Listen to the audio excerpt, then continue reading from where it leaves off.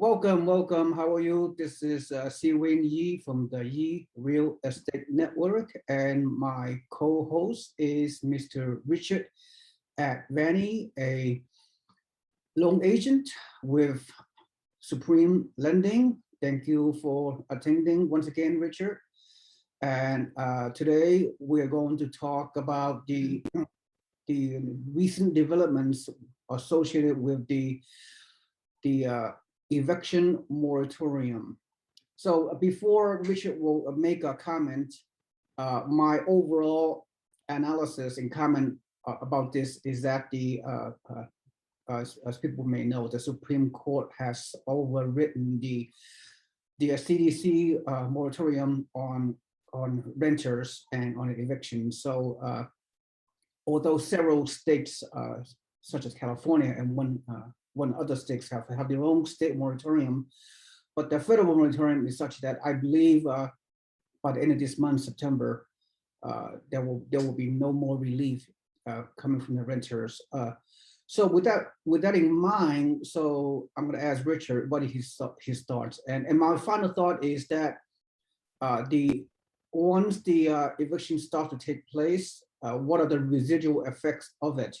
How it's going to affect the real estate market, and how it's going to affect the general economy, the job market, if you will, and those people that are being affected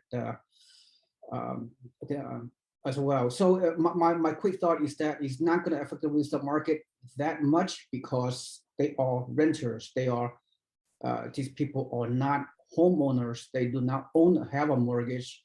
So from that perspective, it's not going to affect the real estate market. The only thing the only I could say is that those people, it will be sometime a while longer before those people will be converting into a potential homeowner in the future. So they will be, those people will be, they will not have the opportunity to, to buy real estate because of credit issues or eviction on their record, whatever. So that's the problem. And the other problem is that once those renters are being kicked out, some will still going to be available. They will restore themselves. They will pay the back rent, what have you. But many potentially will be kicked out in the street, if you will. But there are still options available. Those people, assuming some of them, many of them still have jobs, so they can still rent. They may not be able to rent in the best places like single-family home renters.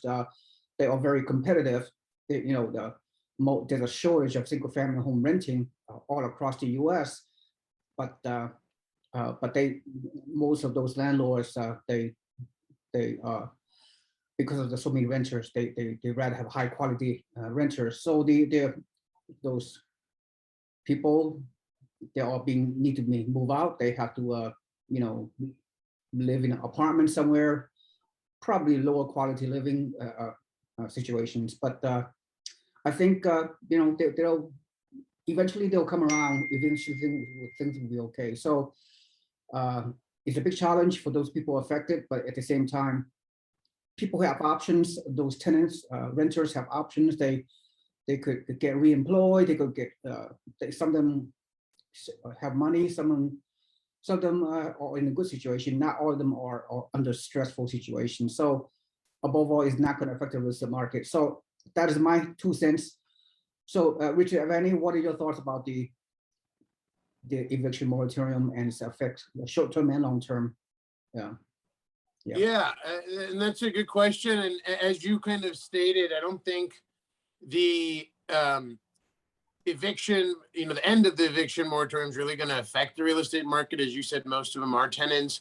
And one thing I think that most people are making the assumption that, people that haven't been making their rent payments for COVID for the past year and a half, didn't have the ability to. Now, a lot of people, from my understanding that I've spoken with, may have had the ability to make their mortgage payments or make, as the tenants make their rent payments. But obviously, if, the government puts it out there that, hey, you cannot pay your rent and not get evicted, a lot of people took advantage of that didn't need to. So what I'm actually seeing is Yes, most of those people probably aren't going to get their rent caught up, right? Once the moratorium ends and they get evicted, they're going to go somewhere else and rent. And for a lot of them, they actually are pretty well capitalized now. These renters have more capital in their account than they've ever had because they haven't paid rent in a year and a half. And I'm talking about the ones that still work, still had the ability to do it, but kind of worked the system a little, which honestly, in my opinion, is a good portion of those statistics are people that chose not to pay the rent because they had the ability to not pay it. And a lot of those people are well capitalized. So I almost feel like some of those renters are going to turn around and obviously be potentially good tenants for the next place they move, or some of those can't even turn into home buyers because keep in mind the biggest reason, in my opinion, people aren't home buyers is inability to save that initial down payment. And a lot of people I see that have been renting that took advantage of this moratorium now all of a sudden have capital to go ahead and purchase real estate entering into this next cycle and market. So as you stated, I don't necessarily see that it's going to have a massive impact on the real estate market or property values. And, for the worst case scenario, like you said, people that truly did need to take advantage of it, that did lose their jobs, obviously they're going to move on to a different property. Why would they get 12 months of rent caught up, right? They may not have the ability to do that.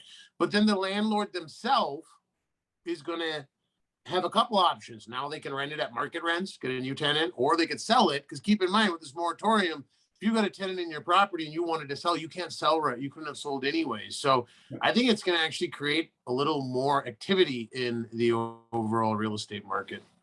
Yeah. Oh, well, Richard, I totally agree. You really have a good summary from the big picture. My quick question to you is, since you are a loan agent, those people that didn't pay their rent for the past however long, 18 months during the pandemic, once they get out of the pandemic, whether they're going to buy, for example, if those category individuals are in a position to buy a home, how as a loan agent, when you do pre-qualification for these people down the road, is the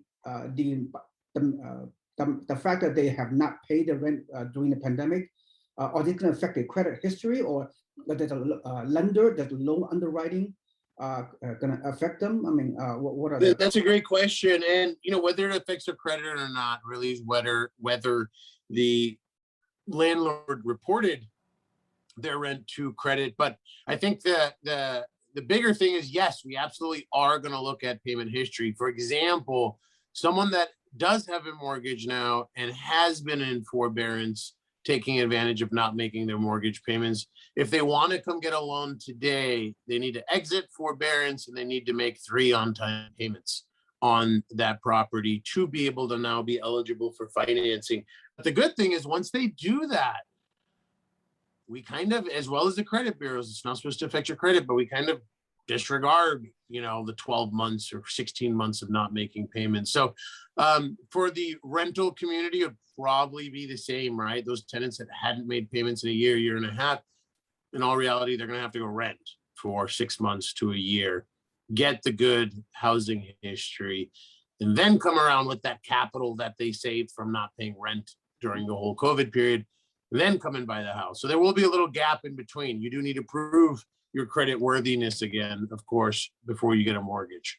Yeah, great, Richard. My takeaway, before we segue into another topic, which is foreclosure, my takeaway is that, as always, the mass media, I mean, for years, not just, in this particular crisis, they always paint a very doom and gloom negative picture around eviction moratorium. Oh, the world's coming to an end. The renters gonna be homeless. Oh, they could be a financial catastrophe. I mean, just calm down, everybody. Just get the right sources, get the right information, and you and I are one of the true, individuals that understand what's going on about these kind of things, and we give some very practical advice. So it's the real advice, no exaggeration, no negativity around. It's just as always, bad news sells, and the news media always create bad news so they could